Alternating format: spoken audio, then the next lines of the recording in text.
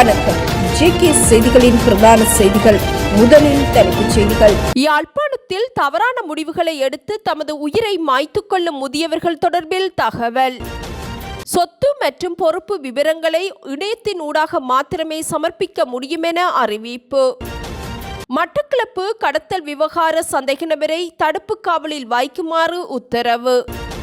கொத்தல ஹிம்புட்டுவை கடத்த முயன்ற சீன பிரஜை ஒருவர் கைது.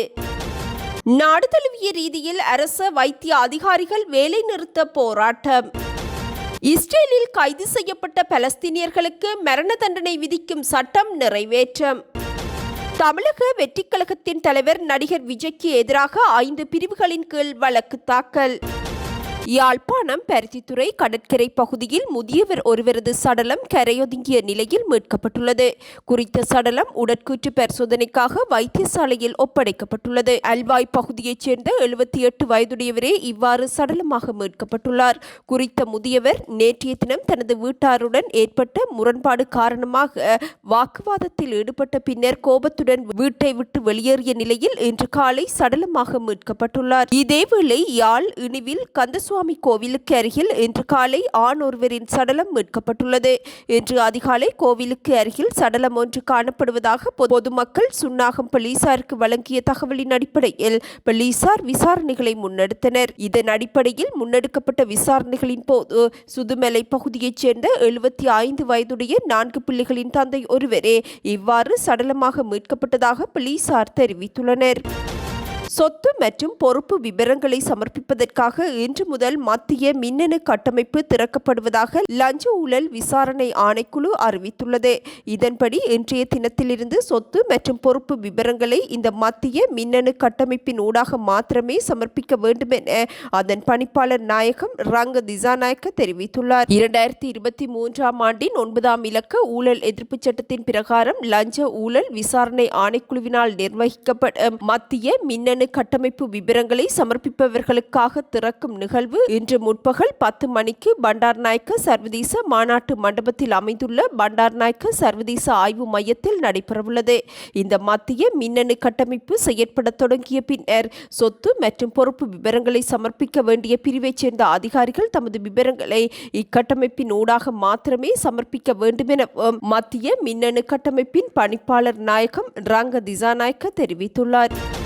மட்டக்களப்பில் பெண்களை கடத்தி மயக்க மருந்து கொடுத்து நகைகளை கொள்ளையிட்ட பின் கிணற்றில் வீசிய சம்பவம் தொடர்பில் கைது செய்யப்பட்ட 7வது சந்தேக நபரை எதிர்வரும் 2ஆம் தேதி வரை போலீஸ் தடுப்பு காவலில் வைத்து விசாரணை செய்ய மட்டக்களப்பு நீதவான் நீதிமன்றம் அனுமதி அளித்துள்ளது. கிழக்கு மாகாண பெரும் குற்றத்தடுப்பு பிரிவு பொறுப்பதிகாரி தெய்வநாயகம் மேனன் தலைமையிலான போலீஸ் குழுவினர் கொழும்பு வத்தளை பகுதியில் வைத்து 7வது சந்தேக நபரை கைது செய்திருந்தனர். குறித்த நபர் இக்கடத்தல் கும்பலுக்கு மயக்க மருந்து விநியோகித்தமை கண்டறியப்பட்டுள்ளது. விசாரணைகளின் பின்னர் கொக்கட்டிச்சோலை போலீசாரினால் சந்தேக நபர் நேற்று மாலை மட்டக்களப்பு நீதவான் நீதிமன்ற நீதிபதி தர்சினியின் அறையில் ஆஜர்படுத்தப்பட்டார். இதன் போது 1வது மற்றும் 7வது சந்தேக நபர்கள் பலத்த பாதுகாப்புடன் அழைத்துச் செல்லப்பட்டிருந்தனர்.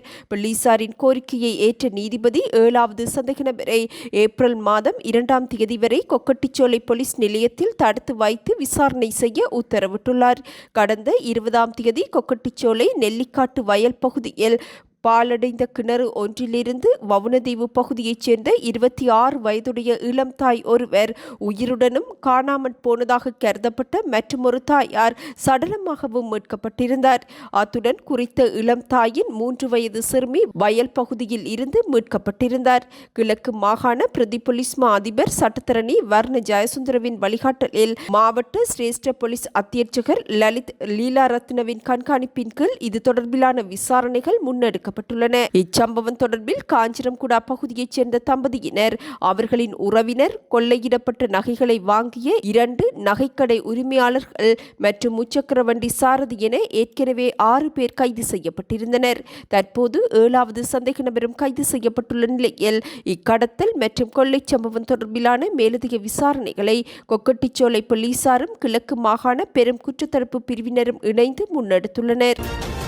அமைச்சர்கள் மற்றும் பிரதி அமைச்சர்கள் தமது எரிபொருள் ஒதுக்கீட்டை 1/3 அதிகமான அளவில் தாமாக முன்வந்து குறைத்துக் கொண்டுள்ளதாக பொது நிர்வாக மாகாண சபைகள் மற்றும் உள்ளூராட்சி அமைச்சர் பேராசிரியர் சாந்தனா அபேரத்ன தெரிவித்துள்ளார்.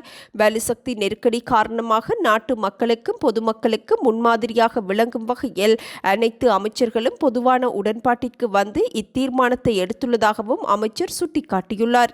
இத்தீர்மானத்திற்கு இணையாக அமைச்சின் செயலாளர்கள் உள்ளிட்ட உயர் அதிகாரிகளும் தமது எரிபொருள் ஒதுக்கீட்டை கணிசமான அளவு குறைத்துக் கொள்ள நடவடிக்கை எடுத்துள்ளனர். உலகளாவிய வலுசக்தி நெருக்கடி மற்றும் நிலவும் வறட்சியான வானிலைக்கு மத்தியில் நீர் மற்றும் மின்சாரத்தை சேமிப்பதற்கு அரச நிறுவனங்கள் உள்ளூராட்சி நிறுவனங்கள் நாட்டின் அனைத்து பிரஜைகளும் பொறுப்புடன் பங்களிக்க வேண்டும் எனவும் அமைச்சர் பேராசிரியர் சாந்தனா அபேரத்ன வலியுறுத்தியுள்ளார். வைத்தியர்களின் இடமாற்றங்கள் சட்டவிரோதமான முறையில் மேற்கொள்ளப்படுவது உள்ளிட்ட பல கோரிக்கைகளை முன்வைத்து நாடு தழுவிய ரீதியில் அடையாள வேலைநிறுத்த போராட்டத்தில் ஈடுபட அரச வைத்திய அதிகாரிகள் சங்கம் தீர்மானித்துள்ளது. இதன்படி இன்று காலை 8 மணி முதல் நாடு முழுவதிலும் உள்ள அனைத்து வைத்தியசாலைகளிலும் இந்த வேலைநிறுத்த போராட்டம் ஆரம்பிக்கப்பட்டுள்ளதாக அச்சங்கத்தின் செயலாளர் வைத்தியர் பிரபாத் சுகததாச தெரிவித்துள்ளார்.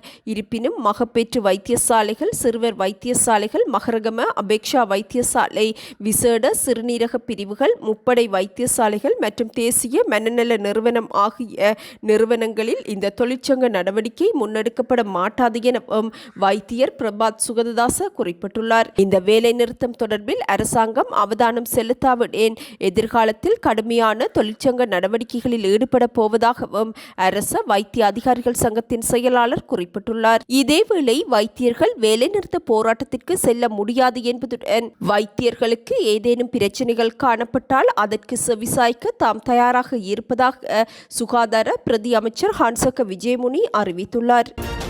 கட்டுநாயக்க விமான நிலையத்தின் வெளியேறும் முனையத்தில் இன்று அதிகாலை பணியாற்றிய சுங்க அதிகாரிகளால் கொத்தல ஹிம்புட்டு தொகையை சட்டவிரோதமாக சீனாவிற்கு கொண்டு செல்ல முயன்ற சீன பிரஜை ஒருவர் கைது செய்யப்பட்டுள்ளார். உலக புகழ்பெற்ற இலங்கை தேயிலை வர்த்தக முத்திரையிடப்பட்ட பொதிகளுக்குள் இந்த சீன பிரஜை 21 கிலோகிராம் கொத்தல ஹிம்புட்டுவை பொதி செய்திருந்ததாக அதிகாரிகள் தெரிவித்துள்ளனர். 46 வயதுடைய குறித்த சந்தேக நபர் இலங்கைக்கு சுற்றுலா வந்த ஒரு சீன பிரஜை என அறியப்பட்டுள்ளது. இன்று அதிகாலை 1:40 மணியளவில் சீனாவின் குன்மிங் நகருக்கு புறப்பட்ட சாய்னா ஈஸ்டர்ன் விமான சேவையின் MU-714 என்ற விமானத்தில் ஏறுவதற்காக கட்டுநாயக்க விமான நிலையத்திற்கு குறித்த நபர் சென்றிருந்தார். வனவிலங்கு மற்றும் தாவர பாதுகாப்பு சட்டத்தின் விதிகளின்படி கொத்தல ஹிம்புட்டு என்பது இலங்கையில் இருந்து வெளியே கொண்டு செல்ல முடியாத பாதுகாக்கப்பட்ட தாவர இனமாகும். இதன்படி கட்டுநாயக்க விமான நிலைய சுங்க அதிகாரிகள் மற்றும் சுங்க பல்லுயிர் கலாசார மற்றும் தேசிய மரபுரிமைகள் பாதுகாப்பு பிரிவின் அதிகாரிகள் சந்தேக நபரை கைது செய்ததுடன் மேலதிக விசாரணைகளை முன்னெடுத்துள்ளனர். இலங்கைக்கு சொந்தமான 42,000 மெட்ரிக் டன் எரிவாயு இருப்பு தற்போது மாலைதீவில் நிறுத்தப்பட்டுள்ளதாக லிட்ரோ எரிவாயு நிறுவனம் அறிவித்துள்ளது. ஏப்ரல் மாதத்திற்கான தேவையை பூர்த்தி செய்ய இந்த அளவு போதுமானது என லிட்ரோ எரிவாயு நிறுவனத்தின் தலைவர் சன்னா குணவர்த்தன தெரிவித்துள்ளார். இந்த இருப்பை கூடிய விரைவில் நாட்டிற்கு கொண்டு வருவதற்கான முயற்சிகள் மேற்கொள்ளப்பட்டுள்ளதாகவும் தெரிவித்துள்ளார். மே மாதத்திற்கு தேவையான 33,000 மெட்ரிக் டன் எரிவாயுவை ஏற்றிச் செல்லும் கப்பல் ஏப்ரல் 25ஆம் தேதி நாட்டிற்கு வந்து சேரும் எனவும் அவர் குறிப்பிட்டுள்ளார். இதற்கிடையே 7,000 மெட்ரிக் டன் எரிவாயுவை ஏற்றிச் செல்லும் கப்பல் ஏப்ரல் 4ஆம் தேதி நாட்டை வந்தடையும் என எதிர்பார்ப்பதாகவும் லாவ்ஸ் எரிவாயு நிறுவன தலைமை நிர்வாக அதிகாரி நலிந்த குருகுலசூரிய குறிப்பிட்டுள்ளார். 2026ஆம் ஆண்டு ஆகஸ்ட் மாதம் 9ஆம் தேதி ஞாயிற்றுக்கிழமை நடைபெறவுள்ள தரம் 5 புலமைப்பரிசில் பரீட்சைக்கான விண்ணப்பங்களை கோருவது தொடர்பான உத்தியோகபூர்வ அறிவிப்பை பரீட்சைகள் திணைக்களம் வெளியிட்டுள்ளது. இதன்படி மார்ச் மாதம் 30ஆம் தேதி முதல் விண்ணப்பங்களை ஏற்றுக்கொள்வதற்கான நடவடிக்கைகள் மேற்கொள்ளப்பட்டுள்ளதுடன் ஏப்ரல் மாதம் 30ஆம் தேதி நள்ளிரவு 12 மணி வரை மாத்திரமே விண்ணப்பிக்க முடியும் எனவும் அறிவிக்கப்பட்டுள்ளது. எக்காரணம் கொண்டும் விண்ணப்பங்களை ஏற்கும் இறுதி தேதி நீடிக்கப்பட மாட்டாது என பரீட்சைகள் திணைக்களம் திட்டவட்டமாக அறிவித்துள்ளது. அரச பாடசாலை அல்லது அரசாங்கத்தினால் அங்கீகரிக்கப்பட்ட தனியார் பாடசாலைகளில் தற்போது தரம் 5 கல்வி பயிலும் மாணவர்கள் பரீட்சைக்கு தோற்ற முடியும். புலமை பரிசில் கொடுப்பனவுகளை பெறுவதற்கு 2027 ஜனவரி 31ஆம் தேதி அன்று மாணவரின் வயது 11ற்கும் குறைவாக இருத்தல் வேண்டும். அத்துடன் குறைந்த வருமானம் பெறும் குடும்பங்களைச் சேர்ந்த மாணவர்களுக்கு இக்கொடுப்பனவுகள் முன்னுரிமை அடிப்படையில் வழங்கப்படும். விண்ணப்பங்கள் ஆன்லைன் ஊடாக மாத்திரமே சமர்ப்பிக்க விண்ணப்பிக்கப்பட வேண்டும் என்பதுடன் இதற்கான மேலதிக அறிவுறுத்தல்களை www.onlineexams.gov.lk/EIC என்னும் இணையதள முகவரியில் பெற்றுக்கொள்ள முடியும்.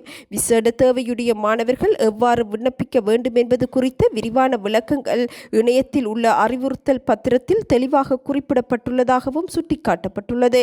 ஏதேனும் சந்தேகங்கள் இருப்பின் தொலைபேசி இலக்கங்கள் அல்லது அவசர அழைப்பு எண்ணான 1911 அல்லது ஃபேக்ஸ் மின்னஞ்சல் மூலம் தொடர்பினை ஏற்படுத்திக் கொள்ள முடியும் என பரீட்சைகள் திணைக்களம் அறிவித்துள்ளது. நாடு முழுவதும் நிலவும் கடுமையான வெப்பமான வானிலை காரணமாக வெப்பம் தொடர்பான நோய்கள் ஏற்படும் அபாயம் அதிகரித்துள்ளதாக சுகாதாரத்துறையினர் எச்சரிக்கை விடுத்துள்ளனர். குறிப்பாக சிறுவர்கள், முதியவர்கள் மற்றும் நீண்டகால நோயினால் பாதிக்கப்பட்டவர்கள் இந்த வெப்பமான வானிலையினால் நீரிழிப்பு, வெப்பத்தாக்கம் மற்றும் தோல் பாதிப்புகளுக்கு உள்ளாகும் அதிக அபாயத்தை எதிர்கொண்டுள்ளனர். எனவே பாடசாலைகளில் உடற்பயிற்சி மற்றும் விளையாட்டுப் போட்டிகளை வெயில் அதிகமாக இருக்கும் நேரங்களில் தவிர்த்து அதிகாலை அல்லது மாலை வேளைகளில் நடத்த வேண்டும் என அறிவுறுத்தப்பட்டுள்ளது. பணியிடங்களில் வெளியில் வேலை செய்பவர்களின் நலன் கருதி பணிகளை முற்பகல் 10:30 மணிக்கு முன்னதாகவும் அல்லது பிற்பகல் 3:30 மணிக்கு பின்னராகவும் மாற்றியமைக்க வேண்டும் எனவும் அறிவுறுத்தப்பட்டுள்ளனர். நண்பகல் வேளையில் நேரடி சூரிய ஒளியின் வேலை செய்வதை தவிர்க்க வேண்டும் என்பதுடன் ஜன்னல் மற்றும் கதவுகளை திறந்து வைத்து காற்றோட்டத்தை உறுதி செய்ய வேண்டும் அல்லது குளிர்ச்சி தரும் சாதனங்களை பயன்படுத்த வேண்டும் எனவும் பொதுமக்கள் அறிவுறுத்தப்பட்டுள்ளனர். தினமும் குறைந்தது 2.5 லிட்டர் நீர் அருந்த வேண்டும் என்பதுடன் சர்க்கரை கலந்த பானங்கள், கார்பனேற்றப்பட்ட குளிர்பானங்கள் மற்றும் மதுபானங்களை தவிர்க்க வேண்டும். உடலில் நீர்ச்சத்து உள்ளதா என்பதை சிறுநீரின் நிறத்தை கொண்டு அவ்வப்போது அவதானிக்க வேண்டும். வெளியில் செல்லும் போது குடை, தொப்பி அல்லது முழு உடலையும் மறைக்கும் வகையிலான ஆடைகளை பயன்படுத்த வேண்டும் எனவும் பொதுமக்கள் அறிவுறுத்தப்பட்டுள்ளனர். போருக்காக செய்யப்படும் பிரார்த்தனைகளை கடவுள் ஏற்பதில்லை என திருத்தந்தை லியோ வெளியிட்ட கருத்தை அல் ஜசீரா செய்தி ஊடகம் மீண்டும் வெளியிட்டுள்ளது. வன்முறை மற்றும் அழிவுக்கான வேண்டுதல்கள் ஆன்மீகத்திற்கு புறம்பானவை என திருத்தந்தை லியோ அண்மையில் இடம்பெற்ற ஆராதனையில் குறிப்பிட்டிருந்தார். அமெரிக்க பாதுகாப்பு செயலாளர் பீட் ஹெக்ஸெத் ஈரானில் முற்றிலும் அழிவை ஏற்படுத்த வேண்டும் என பிரார்த்தனை செய்த சில நாட்களிலேயே திருத்தந்தையின் இந்த முக்கிய கருத்து வெளியாகியிருந்தது. முன்னதாக இராணுவத்தின் உயர்மட்ட அதிகாரிகள் போரை நியாயப்படுத்துவதற்காக மத ரீதியான கருத்துக்களை பயன்படுத்துவதாக குற்றம் சுமத்தி 200க்கும் மேற்பட்ட வீரர்கள் முறைப்பாடு அளித்ததாகவும் இராணுவ மத சுதந்திர அறக்கட்டளையை கோடிட்டு அல் ஜசீரா செய்தி வெளியிட்டிருந்தமை குறிப்பிடத்தக்கது. உயிரை பறிக்கும் வகையிலான கொடூரமான தாக்குதல்களை நடத்தும் பலஸ்தீனியர்களுக்கு இராணுவ நீதிமன்றங்கள் ஊடாக மரண தண்டனை விதிக்கும் சட்டமூலத்தை இஸ்ரேலிய நாடாளுமன்றம் நிறைவேற்றியுள்ளது. பிரதமர் பெஞ்சமின் நெத்தன்யாகு தீவிர வலதுசாரிகளுக்கு வழங்கிய வாக்குறுதியை நிறைவேற்றும் ஒரு நடவடிக்கையாக இது அமைந்துள்ளதாகவும் சர்வதேச ஊடகங்கள் செய்தி வெளியிட்டுள்ளன. தமிழக சட்டசபை தேர்தல் எதிர்வரும் ஏப்ரல் மாதம் 23ஆம் தேதி நடைபெறவுள்ள நிலையில் வாக்கு எண்ணிக்கை மே மாதம் 4ஆம் தேதி நடைபெறவுள்ளது. சட்டமன்ற தேர்தலுக்கான வேட்புமனு தாக்கல் நேற்று ஆரம்பிக்கப்பட்டதுடன் மனு தாக்கல் செய்ய ஏப்ரல் மாதம் 6ஆம் தேதி இறுதி நாளாக நிர்ணயிக்கப்பட்டுள்ளது. இதன்படி சென்னை கொளத்தூர் தொகுதியில் திமுக தலைவரும் முதலமைச்சருமான மு.க. ஸ்டாலின் தனது வேட்புமனுவை நேற்றைய தினம் தாக்கல் செய்துள்ளார். அத்துடன் தமிழக வெற்றி கழகத்தின் தலைவர் நடிகர் விஜய் சென்னை, பெரம்பூர், திருச்சி கிழக்கு தொகுதியில் போட்டியிடுவதுடன் பெரம்பூர் தொகுதியில் நேற்றைய தினம் தனது வேட்புமனுவை தாக்கல் செய்துள்ளார். இதேவேளை நேற்றைய தினம் சென்னை கொளத்தூரில் பரப்புரையின் போது தேர்தல் விதிகளை மீறியதாக தமிழக வெற்றி கழகத்தின் தலைவர் நடிகர் விஜய் மீது பெரவள்ளூர் போலீசார் வழக்கு பதிவு செய்துள்ளனர். 5 ஒலிபெருக்கிகளை பயன்படுத்த அனுமதி வழங்கப்பட்ட நிலையில் தேர்தல் அதிகாரிகளிடம் அளித்த உறுதிமொழியை மீறி 30 ஒலிபெருக்கிகளை பயன்படுத்தி மக்களுக்கு இடையூறு ஏற்படுத்தியதாக தேர்தல் அதிகாரி வழங்கிய முறைப்பாட்டின் அடிப்படையில் வழக்கு பதிவு செய்யப்பட்டுள்ளது. அத்துடன் 5000க்கும் அதிகமான பொதுமக்களை திரட்டியதாகவும் பிரச்சாரத்தின் போது ஆம்புலன்ஸ் பாதையை மறைத்ததாகவும் தேர்தல் நிலை கண்காணிப்பு குழு அதிகாரி கொடுத்த முறைப்பாட்டின் அடிப்படையில் விஜய் மீது 5 பிரிவுகளின் கீழ் பெரவள்ளூர் போலீசார் வழக்கு பதிவு செய்துள்ளனர்.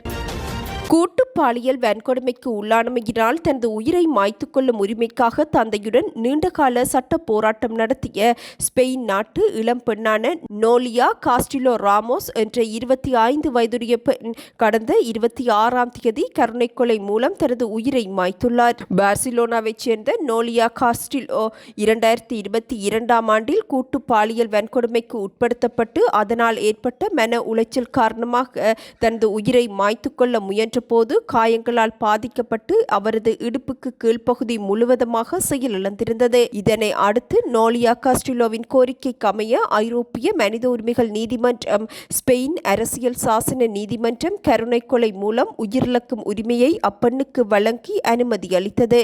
நோலியாவின் கோரிக்கைக்கு அமைய நீதிமன்றம் வழங்கிய அனுமதியின் பேரில் கடந்த 26ஆம் தேதி மாலை கருணை கொலை மூலம் அவர் உயிரிழந்திருந்தார். நான் அமைதியாக உறங்க விரும்புகின்றேன், எனது துன்பத்தை நிறுத்த விரும்புகின்றேன் என தனது தந்தையிடம் கூறிய நோலியாவின் வார்த்தைகள் சமூக ஊடகங்களில் வைரலாகியிருந்தன.